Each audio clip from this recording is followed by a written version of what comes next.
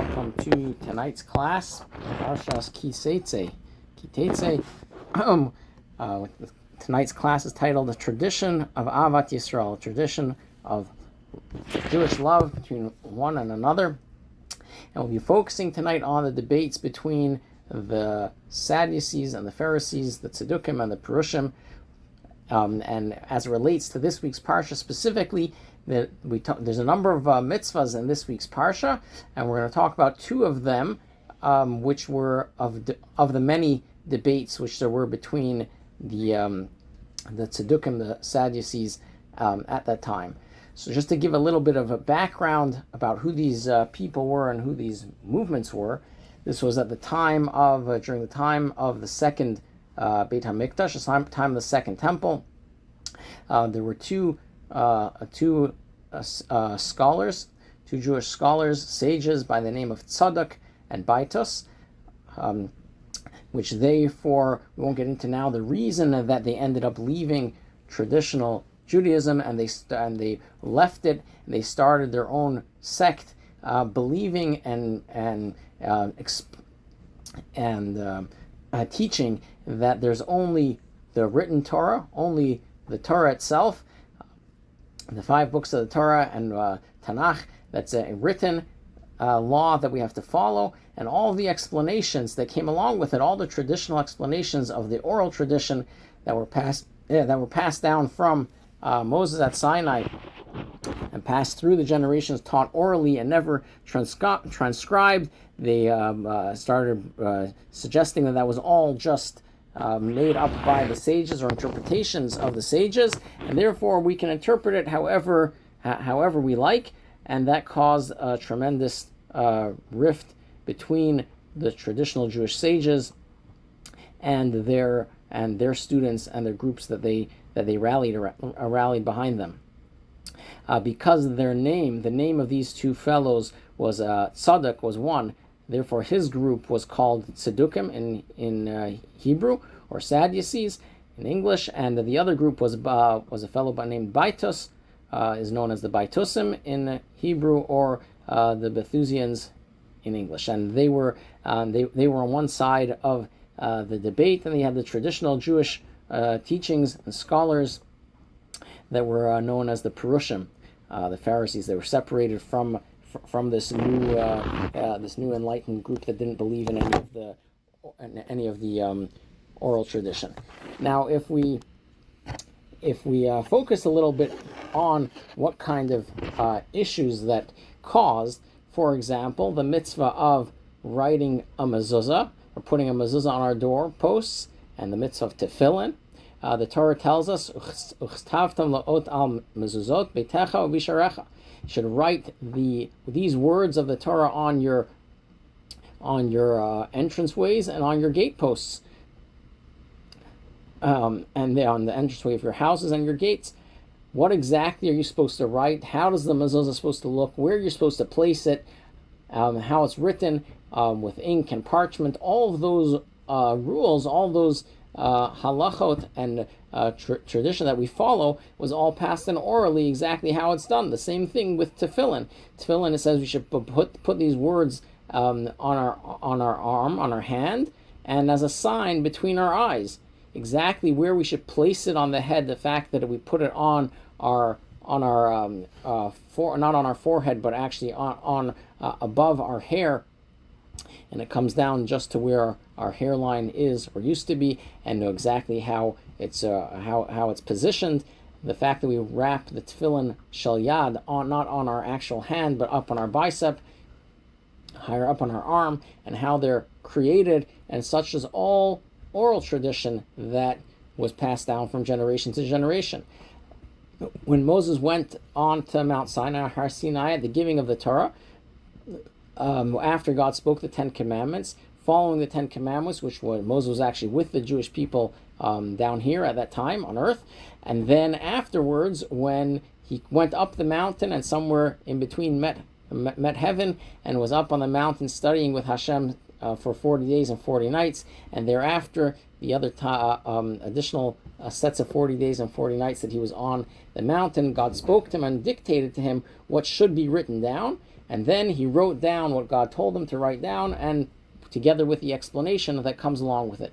Maimonides, the Rambam, in his introduction to a Sefer Mishnah Torah, to his book of his 14-volume set of teachings called Mishnah Torah, he describes how Moses went up the mountain, and when Hashem spoke to him, he spoke and told him, write down the verse of you should bind these as a sign upon your hand and as a symbol between your eyes, and that you should write that down. And then Hashem spoke to him and told him exactly what that means, together with the instruction of how exactly it should be done. And there's many other mitzvahs like this. Another such example is the mitzvah of Shabbat, keeping Shabbos, and what we can and cannot do on Shabbat. We know that on Shabbos we cannot light a fire. The Torah tells us that's actually many of the rules of Shabbos are taught orally, but one of the single mitzvahs, one of the single prohibitions which the Torah explicitly states that we cannot do on Shabbos is light a fire. We should not ignite a flame in all of your dwelling places for Shabbos. So the traditional explanation of what that means is that we cannot ignite a flame on Shabbos, but there's nothing wrong with having a fire lit beforehand. In fact, from the days of Sarah Imenu, from the first Jew, Abraham and Sarah, in their house, in Sarah's home, she lit candles every Friday. And the Torah teaches us, our sages teach us, that those candles remain lit, miraculously burned throughout the week until the following week. And then once she passed, it had stopped. That miracle stopped until her daughter-in-law moved in to and Yitzchak, or their son Isaac, got married to Rivka, to Rebecca, and then the miracle of the Shabbos candles resumed. So the idea of having candles lit, in fact, the Torah and Halacha and Shulchan Aruch teaches us that one of the reasons for having candles lit in our home is so that it should bring, besides for bringing the light of Shabbos, the light of Shabbos is associated with a home which is supposed to be a peaceful place, and of course, it's a little bit difficult to have peace in a home if everyone's tripping on things and can't see where they're going. So having candles lit brings light into the home. We can see what we're doing when no one's tripping over things, and you can see each other and have a much more pleasant time. Another tradition that we have on Shabbos in various different places is called different things, but the bottom line is that we have hot food, warm food on Shabbos afternoon for lunch. Some places call it cholent, others it's called chamin, just something which is hot, and in various other areas it was given different names over the time of Jewish history in various places. However, the bottom line is that one of the reasons for eating hot food is to enjoy, first of all, enjoying Shabbos, but together with that, the Tzedukim, the Sadducees, which interpreted things literally, by the literal meaning, they just took what the written Torah says. It says you cannot light a fire on Shabbos, so you're not allowed to have any fires lit in your home on Shabbos, and therefore you can't have Shabbos candles, cannot be lit. You can't have food warming in your house on Shabbos, according to traditional way of understanding it, and the oral tradition which was passed down from generation to generation. There's a method of how food can be remain heated or warm once it's fully cooked before Shabbos. It can be warmed throughout the day, and then eaten warm on Shabbos, and that's something which the Sadducees were completely against, because the Torah says you cannot ignite a flame. Means according to their interpretation was you can't have any flame lit at all. But together with that, this is one such example, but throughout the entirety of Torah, of the written Torah, there's many mitzvahs which without having an oral tradition, we don't understand what they mean. So the Sadducees and the Bethusians, the Tzedukim and Baitusim, they needed to come up with a solution to interpret all the mitzvahs which they did not believe in traditional explanations, which were passed down, and therefore they had to come up with their own explanations, and they spent much time authoring books of reasoning that they came up with their own interpretations, which certainly were not reflected in the Torah itself. So that's a general idea. The Perushim, the Pharisees, were the ones that were the traditional Jewish scholars that were trying to keep the Torah alive, both the oral and written Torah. And then you had the Sadducees, the Tzaddukim, which were trying to do away with the oral tradition and only focusing on the written tradition, the written law, and interpreting it according to however they felt was the most important interpretation. Of course, we can imagine how this affected the entire Jewish community and the split between them, and why the scholars that were practicing Judaism and studying of both the oral and the written tradition were very unhappy about this, and how they were tried to deal with this, to do away with this these breakaway groups which wanted to abolish the oral tradition. So here we have we'll learn a little bit from the book of Megillat Tainus, which talks about in that book of Megillat Tainus, besides for the actual holidays which we observe today, as holidays which can't work and such, there are other holidays throughout history in various times and places that were celebrated as a holiday to give thanks to Hashem for specific events that took place at that time, not in a way of that they didn't do work and said Hallel and treated it as a regular holiday, but just an extra day to praise Hashem for the miracles and wonders that He did at that time. So in the Megillat Tainus, it says like this: that on the 28th of the month of Teves, the Sanhedrin reconvened in judgment. When the Sadducees sat on the Sanhedrin, they were joined by King Yanai and Queen Shlomit. With the exception of Rabbi Shimon ben Shattach, none of the scholars of Israel participated.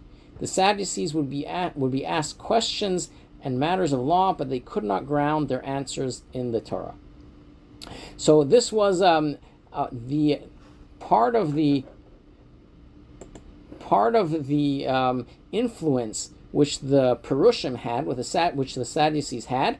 Part of their influence was because they were well connected to the governing authorities, and the governing authorities actually were happy and liked them because they did away with the oral tradition. It's much easier to get along with, and much easier to get the Sadducees, to the Tzaddukim, to follow along with what they wanted. They also were in control. They infiltrated the Sanhedrin and basically took control of the Sanhedrin. Most of the Sanhedrin was a 71 rabbinic court, which the 71 member rabbinic court, which would judge on all, was the highest Jewish court, and they were the ones that would make decisions for the Jewish community. So in this Tzaddukim, the Sadducees, which did away with the oral tradition, with the Torah Shabbal Peh, took control of it, it was beginning to become a real disaster for the Jewish community, and that wanted to follow the tradition the way it was taught from Moses at Sinai. At that time, the ruling king was King Yanai. Yanai was not a very righteous person, to say the least. He was a wicked king. However, his wife, Queen Shlomit, or Shlom Tzion, was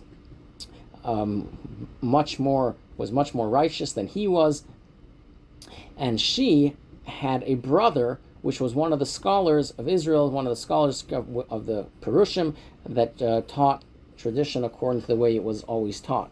His name was Rabbi Shimon ben Shattach. So because Rabbi Shimon ben Shattach's relationship with his sister, Queen Shlomit, therefore he had more of an in and kind of participated in this Sanhedrin. As we'll soon see, he utilized his influence as an opportunity to reset the Sanhedrin back to Judaism according to the way that it was meant to be, with the oral tradition together with the written tradition. So on that Sanhedrin at the time, where they had King Yanai, Queen Shlomit was around, and none of the other scholars of Israel besides Rabbi Shimon ben Shattach participated. What happened is that they would be asked a question the people came with questions to the Sanhedrin. They would give answers. If they didn't find the answers in the Torah itself, well, they had to come up with a solution. So they had to make things up to suit their needs in order to satisfy the ones that were inquiring. Rabbi Shimon ben Shattach told them, whoever can bring proof from the Torah will be worthy of sitting on the Sanhedrin. Once a question arose, and they were unable to find any proof from the Torah. One man argued with him, however, saying, "Give me some time and I will respond." So a conversation ensued between Rabbi Shimon ben Shattach and the other members, quote-unquote members of the Sanhedrin. One of them got into a heavy debate with Rabbi Shimon ben Shattach, and Rabbi Shimon told him, bring proof that's grounded in the Torah, and then we'll follow what you're saying. And the man said, give me some time, and I will respond. Of course, Rabbi Shimon gave him the time, and he still could not respond. He did not find any real answers in the Torah itself. Embarrassed, he never returned. He didn't even bother coming back. He was too embarrassed that he couldn't find any solutions. Rabbi Shimon then appointed a Pharisaic scholar in his place of traditional Judaism that believes in the oral tradition as well, explaining that the Sanhedrin cannot function with fewer than 71 members. The High Court of the Sanhedrin needed to have 71 members, so if this guy never returned, now they're down one judge. Now there's only 70 judges, so how could the Sanhedrin continue to function? They need another member, and Rabbi Shimon ben Shattach was able to install one of his students or colleagues as a member of the Beis Din, Rabbi of the Sanhedrin. Rabbi Shimon repeated this daily until he succeeded in clearing out the Sadducees from the Sanhedrin. That day became a festival among the Jewish people. So he went and repeated this same ordeal 70 times, and throughout the period of a few months, he managed to brilliantly replace the entire Sanhedrin and restore it to its glory, fully operating according to the way that it was meant to function by scholars that believe both in the oral Torah and in the written Torah. Because of that, on the 28th of the month of Teves, that became a festival. They were a festival for rejoicing that the crown was restored, the Sanhedrin was restored to its original state. If we look at some of the examples that were of major debate between the Tzedukim, between the Sadducees and the other sages, the scholars of Israel at the time, two of them were from this week's Parsha. So let's jump in to read the verses in this week's Parsha. If a man takes a wife, is intimate with her, and despises her, and he makes libelous charges against her and gives her a bad name, saying, I took this woman, and when I came to her, I did not find any evidence of virginity for her. So before we continue, a little bit of background of how the marriage system worked. Today, there's something which is called, there's two steps in marriage. One is the kiddushin. One is when you betroth the woman to become your wife, which that happens under the chuppah. Today that happens under the chuppah. A man gives the wife a ring and says, Hareat mekudeshes li, you are sanctified to me, according to the religion, according to Das Moshe of Yisroel, to the religion taught by Moses and to the entire Jewish people. And underneath the chuppah, that's when they do the blessings. And the ceremony which takes place underneath the chuppah is step number one for marriage. Today that happens at the same time as the next step. The next step of marriage is nisuin, is when the husband and wife actually are alone together by themselves in one room, and ultimately consummating the marriage when they're intimate, when they go home and are intimate with each other in the privacy of their home.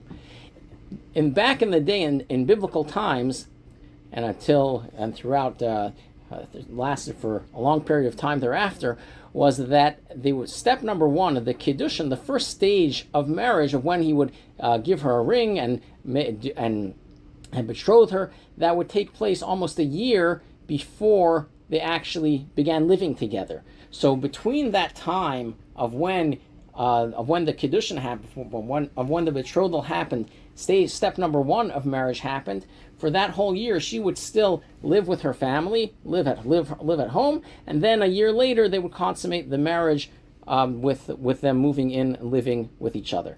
Of course, during that period of time, halachically, they're considered a husband and wife. They're considered married, and neither of them can go live with somebody else. If during that period of time, before they began living together, one of them violated their marriage contract and went and lived with somebody else, then it becomes a very big issue. If they want to separate at that point, once they've already performed the first step of marriage, in order to separate, for them to both go their own way, and if they decide not to consummate the marriage, at that point they would already need to have a get. They would already need to have a bill of divorce in order for them to separate. So what happens now if a man takes a wife, and after he lives with her, they went through both stages of marriage, they consummated the marriage a year later, and afterwards things are not going the way that they intended, and the husband decides to make a libel against his new wife, saying that she was unfaithful to the marriage in the year that we were not living together, and she went and lived with somebody else.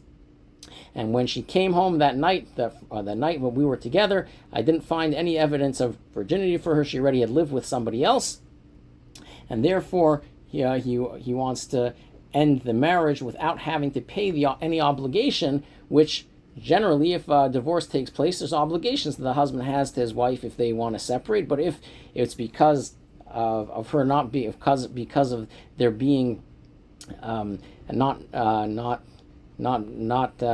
faithful to their marriage and living with somebody else, then those responsibilities fall apart, and there's other issues arise. Anyways, so the girl's father. So this is what happens. He takes the Torah tells us how they lived together for a short period of time, and then the husband makes a libel against his wife that she was unfaithful. The girl's father, the Torah continues and tells us, the girl's father and her mother should obtain evidence of the girl's virginity. They should take evidence that she was never with another man, and take it out to the elders of the city to the gates. They should bring that evidence to the elders of the city to the gate. The girl's father shall say to the elders, I gave my daughter to this man as a wife, and he despised her. And behold, he made libelous charges, saying, I did not find evidence of your daughter's virginity. But this is the evidence of my daughter's virginity, and they shall spread out the garment before the elders of the city.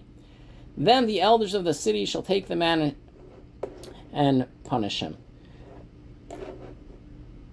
So this sounds pretty bad, pretty embarrassing, to say the least. Rashi immediately jumps in and tells us, what does it mean to spread out the garment? Rashi tells us this is an analogy. It means to make the matter as white, clear as a garment. What does it mean?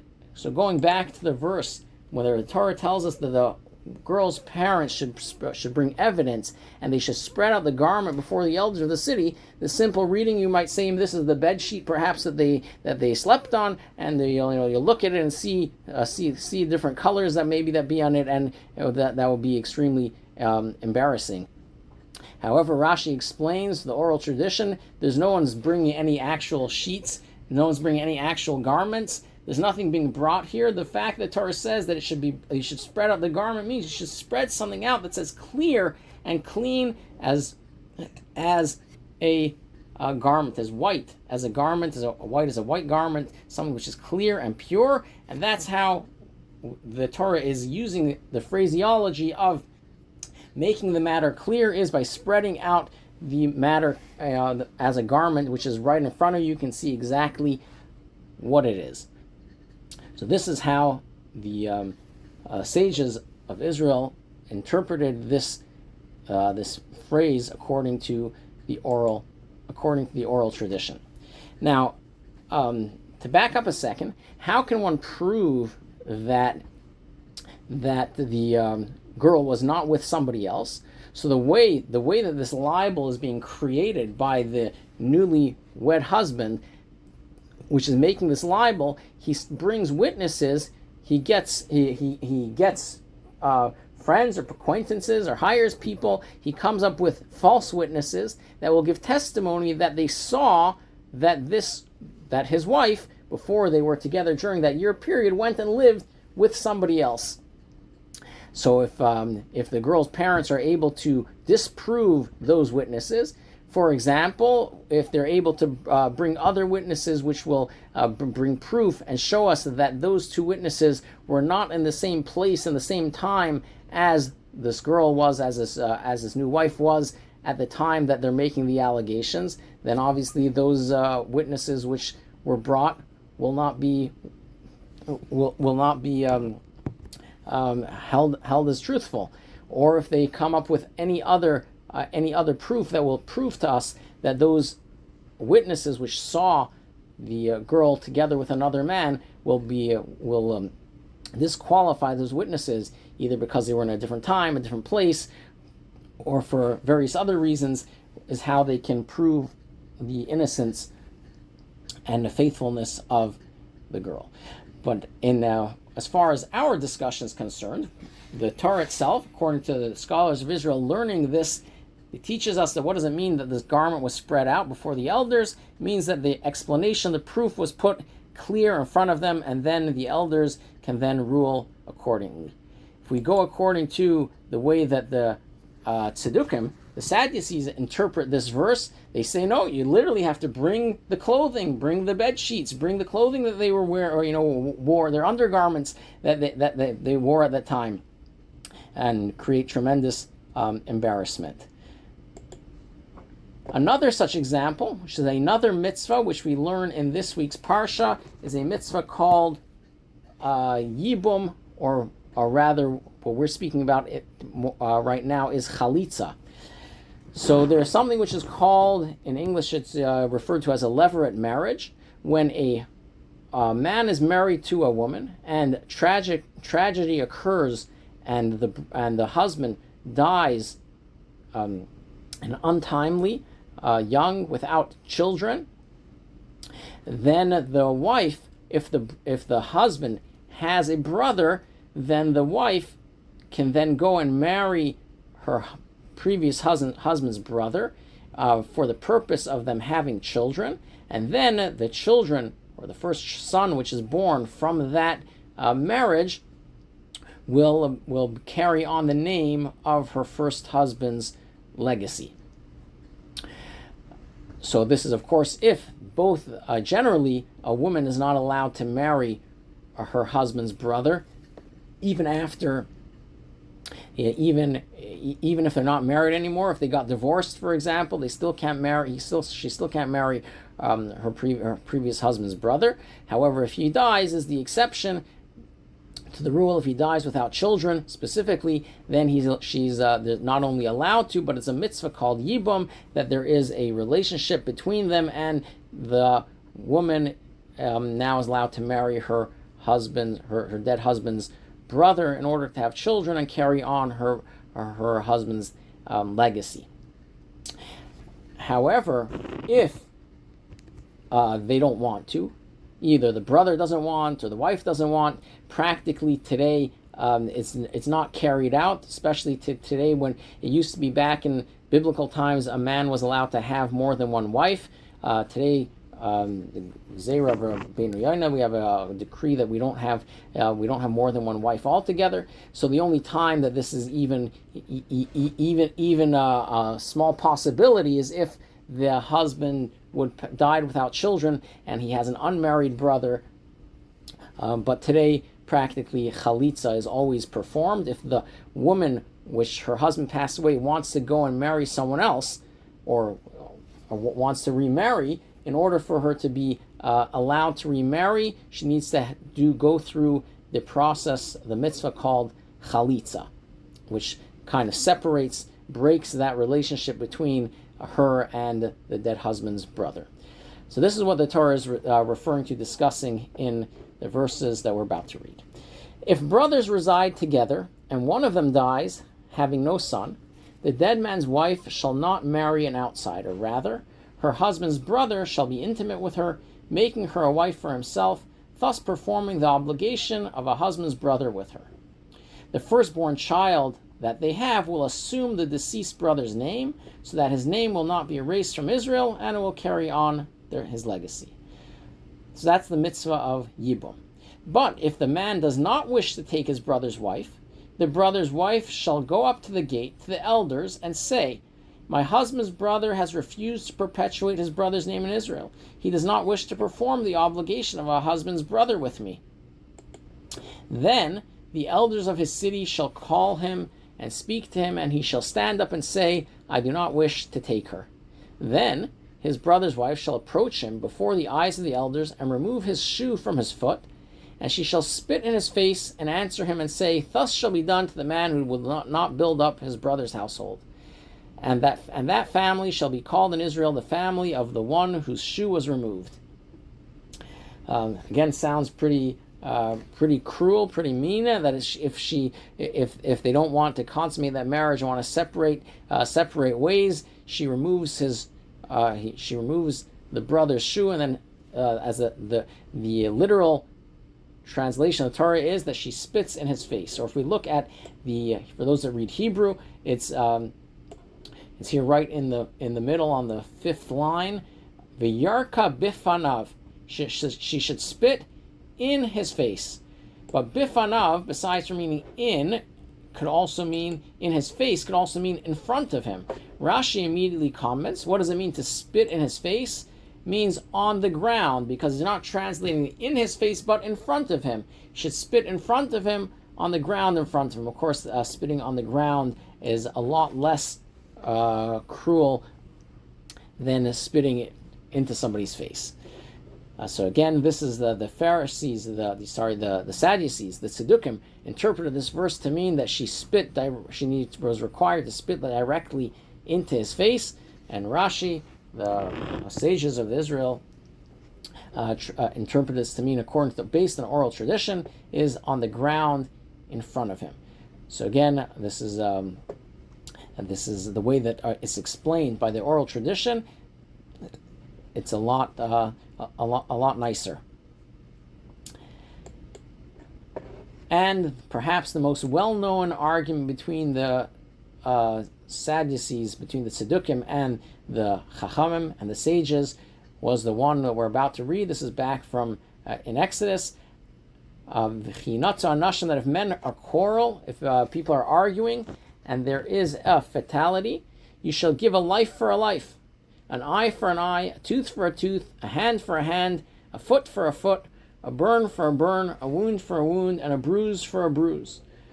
So if you translate this in the literal sense, it means if they had a fight and someone was killed, then you should go and kill that person that killed the first person. If the person A went and damaged the eye of person B, then you should go back and damage person A's eye. If someone knocked out someone's tooth, then their own tooth gets knocked out. If they cause someone's hand to be amputated, then you have to amputate their hand. Whatever they did to the other person, that's what's required to be done to them. Rashi, again, comes to our rescue and explains to us, what does it mean an eye for an eye? If a person blinds their fellow's eye, the offender must give the value of the eye. This is calculated based on how much the person's market value has decreased without the eye. The same is true of all injuries enumerated in the following verses. It does not mean the actual amputation of a limb as our rabbis interpreted it in the Talmud. So clearly the oral tradition teaches us that what does it mean an eye for an eye, a hand for a hand? It doesn't mean that you literally have to hurt, amputate, or knock out an eye or a tooth of a person, but rather you evaluate the monetary value of what that would be. How is a person's value figured out or calculated?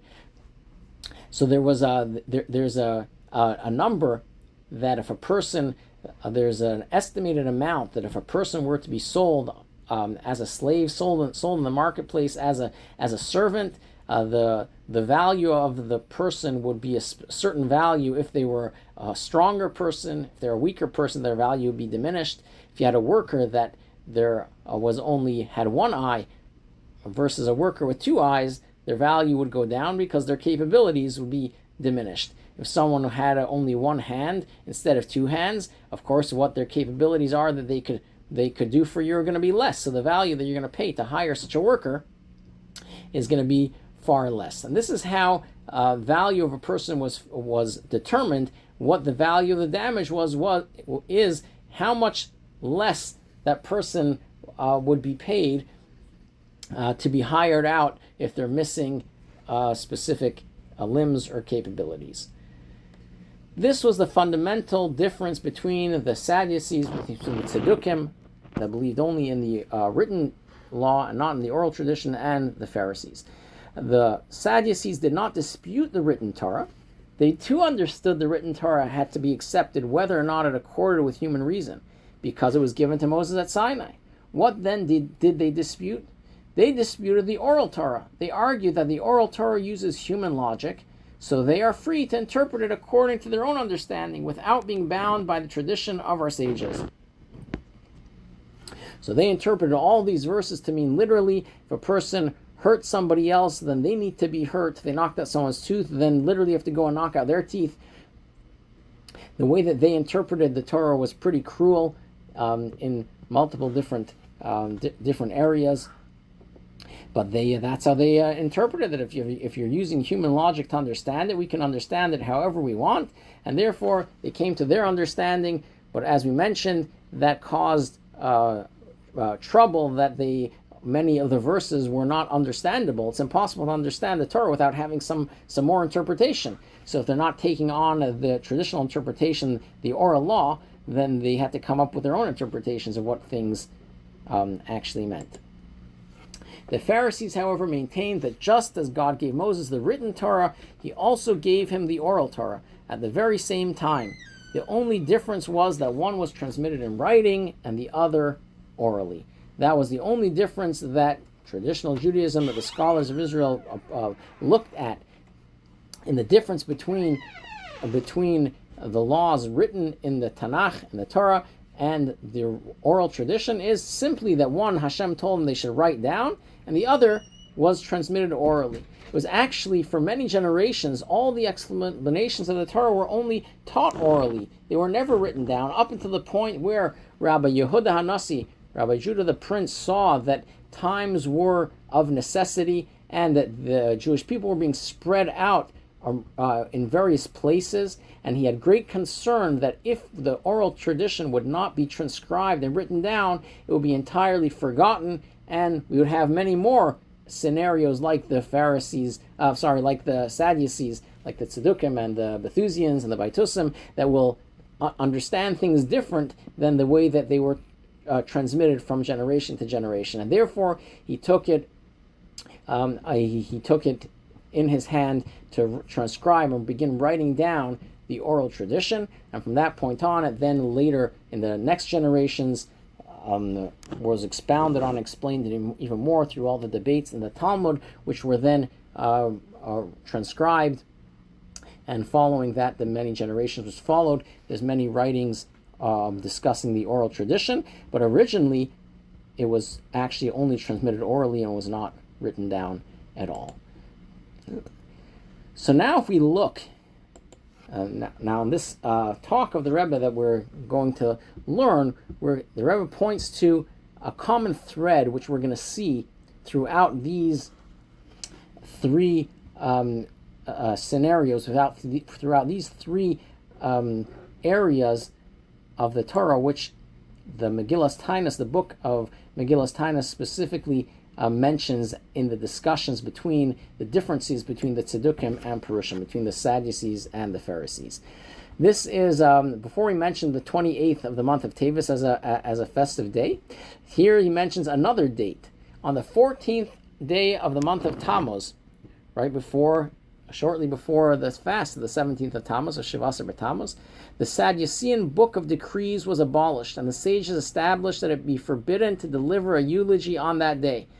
So they managed to get rid of the book of the Sadducees, the book of the Tzedukim, which was their book, which they created to explain the various laws of the Torah, which needed some explanation, and they came up with their own made-up version. So they got that book was abolished, and they celebrated. They celebrated to a degree that a eulogy cannot be said on that day. They wouldn't say Tachanun on that day. Any day, which can days of festivity and celebration, even days when burials do take place, we don't focus on eulogizing, on speaking about the difficult loss on that day. For the Sadducees had a written book of decrees in which it was stated, these are to be stoned, these are to be burned, these are to be executed, and these are to be strangled.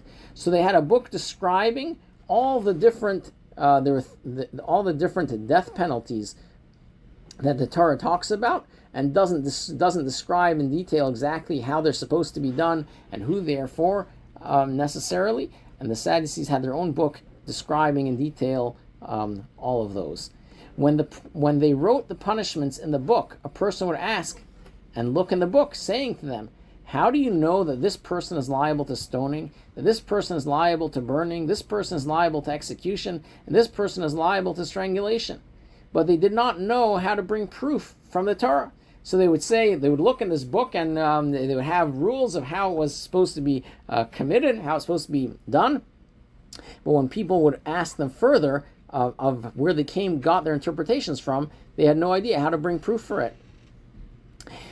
Of course, in traditional Torah, in the oral tradition, in order for someone to actually be liable for any of these, it's extremely unique circumstances and extremely deliberate circumstances, because a person has to commit the sin, commit this crime, knowing in full well what the punishment is going to be, what the consequence of his actions are going to be. He also needs to be warned that he's not allowed to do it, and if he does it, he'll be liable for this specific consequence. And together with that, he then has to go and continue commit this sin within a very short few seconds of when that warning was given to him. So practically, these punishments were virtually never implemented according to the ways that the sages taught it. According to the Sadducees, the Tzedukim had a very different version of how these things were, of how these punishments were being implemented and done far more cruel. Furthermore, the Bethusians would say, Baitusim would say, an eye for an eye, a tooth for a tooth. If a person knocked out another person's tooth, the person's tooth should be knocked out. If a person blinded another person, the person's eye should be blinded.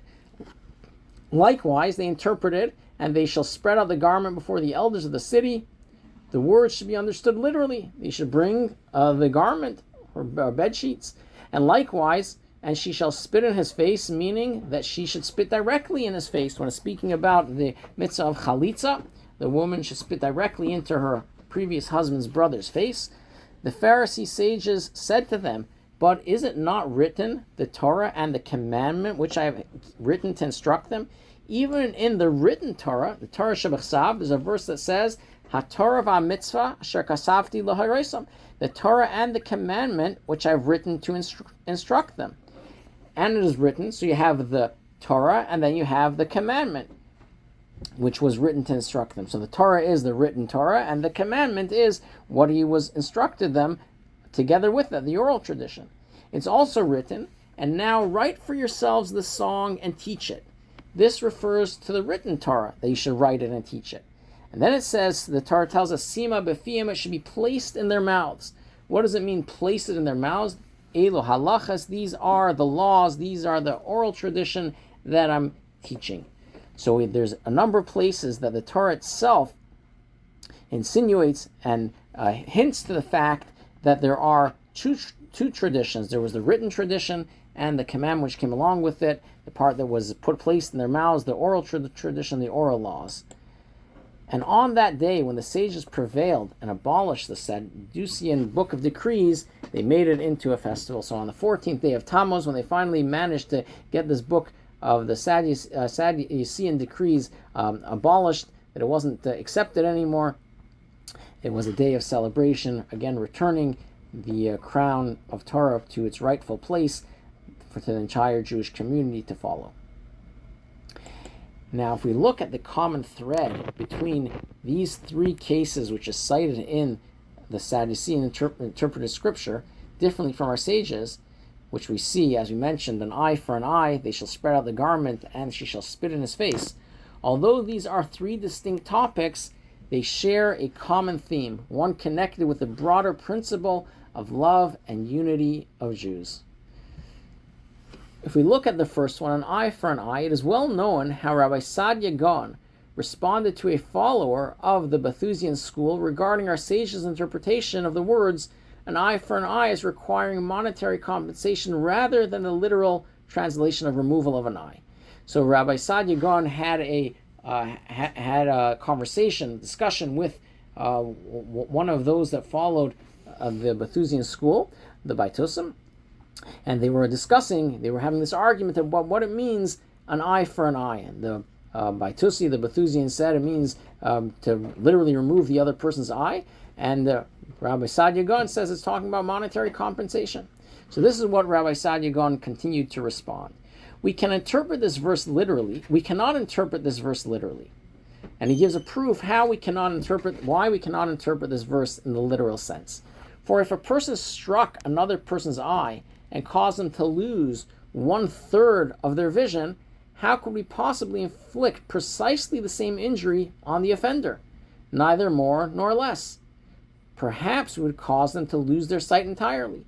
So if you're talking about a person losing an eye,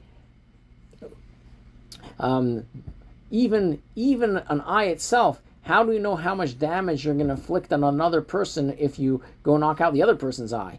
Certainly, if they cause vision loss, how do you know that if you're going to try and cause the one that inflicted this wound, you're going to try and go cause him vision loss? How do you know? How are you certain that you're only going to inflict as much vision loss as he caused the harmed person?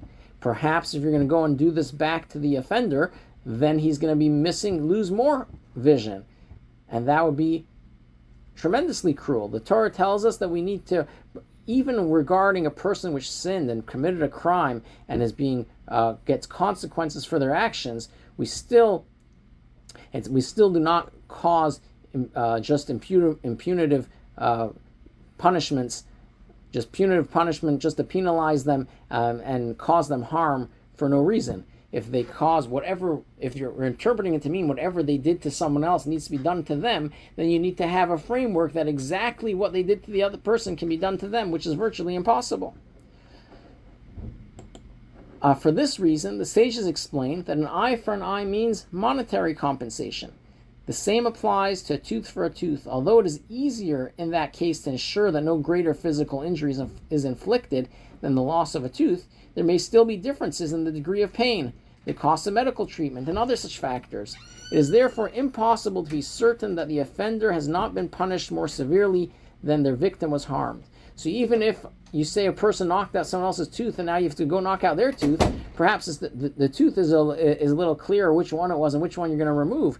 But how much pain that they inflicted on somebody else and all the other factors that come along with it, there's no way of measuring how that's going to be equal if you do that back to the person that did it to begin with.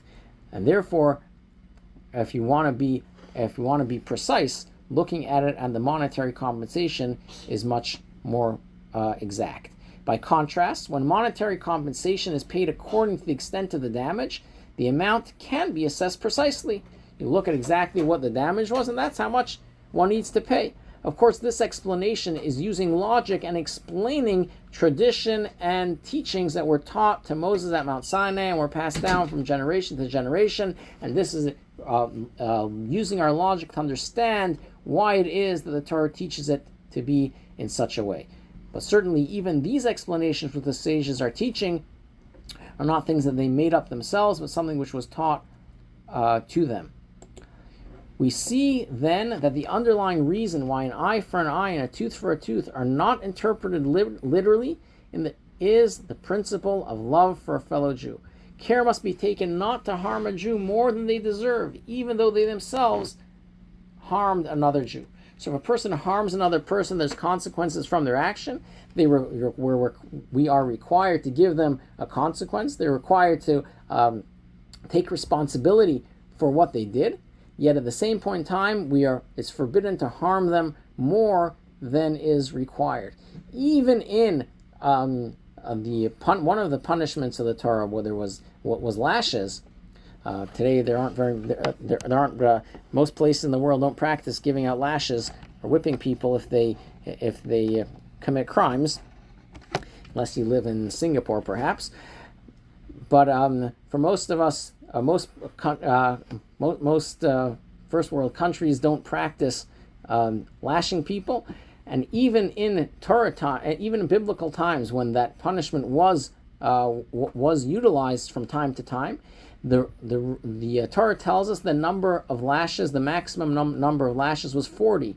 Yet our sages institute a safeguard that in order that nobody should ever miscount or nobody should ever harm someone more than the exact number, they reduced it by 1 and said the maximum that you're allowed to do is 39, because God forbid someone's going to miscount and they're going to give an extra one. And as soon as you give more punishment than what is required, then the person that is fulfilling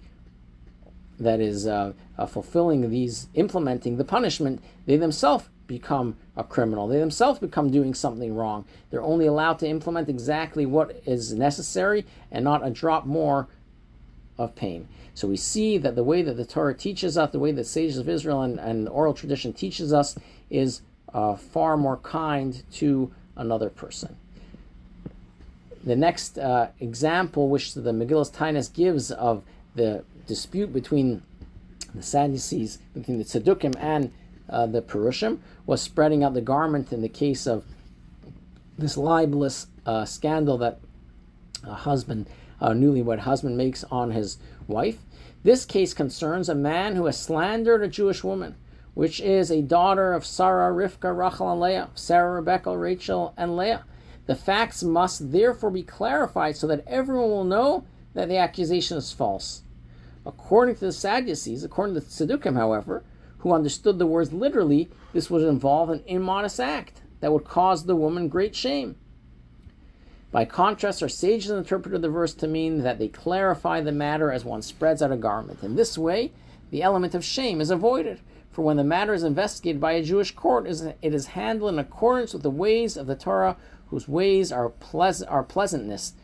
As the verse says, Dracha darchi noam v'chol nesiveh shalom. All of its ways are ways of pleasantness, and all its paths are pathways of peace.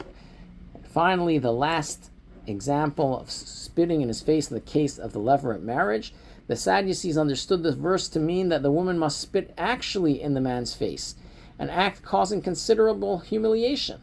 According to the interpretation of our sages, however, although the man deserves to be penalized for refusing to marry his deceased brother's widow and perpetuating his brother's name, the principle of love for a fellow Jew calls upon the woman to set aside her own hurt and not literally spit in his face, which would cause him great humiliation. Instead, she spits on the ground in front of him, which is far less degrading. So we see, from all this, that the 3 laws concerning which the sages disputed the Sadducees, mentioned in Megillas Tainos, refuted their arguments and ultimately nullified their book of decrees, as stated in Megillas Tainos, are all connected with love and unity among the Jews, and consequently with the future redemption. So we see that throughout history, there were those that wanted to move away from tradition, move away from the way that we're taught. As Judaism continues to stand to be practiced from one generation to the next, as much as we have in writing written down, it's equally important, or even more important, what we're actually taught from one generation to the next, what parents teach their children, and what's passed down, the tradition from one generation to the next of how exactly we should behave and practice. Of course, it's not just enough to practice and do what we know we should be doing, but to sit and try and understand the reasons and study the reasons and motivation behind it all, and excite ourselves with the love of Hashem, the love for His Torah, and love for the unity amongst people, which are the three loves: the love of Hashem, love of the Torah, and the love of our fellow brothers and sisters. Together will bring Mashiach. May it happen speedily in our days.